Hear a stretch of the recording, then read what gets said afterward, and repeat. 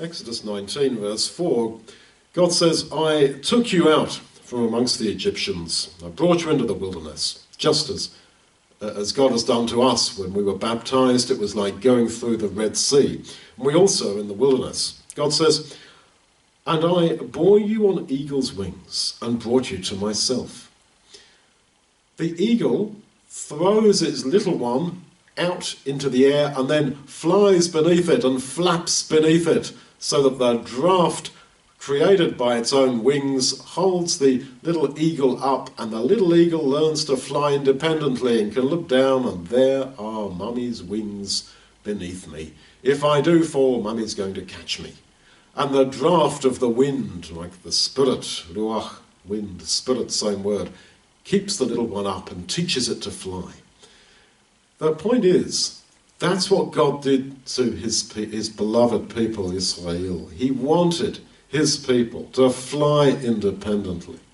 And this is what he does to you and me. In our wilderness journey, after you're baptized, after you leave this world, after you see through this whole thing as fake, and you come out through the Red Sea, yeah, and then you're taught to fly, and to fly independently.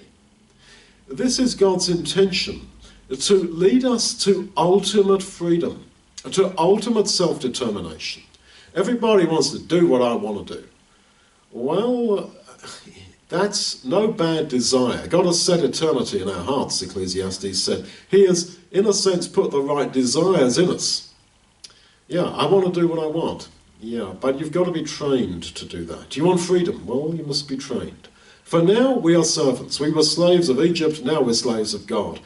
But the day is coming when, as Paul says in Romans 8, we shall enter the glorious liberty of God's dear children.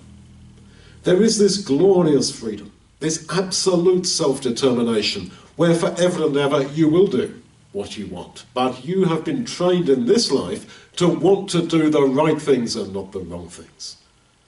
So we are being taught to fly independently, to be a true man, to be a true woman, to be you, to be yourself, and not just sitting in the nest with the other little ones and relying on mum and dad sort of thing. You're being trained to fly freely and independently, and beneath you are the everlasting arms, and the wind of the Spirit is propelling you along.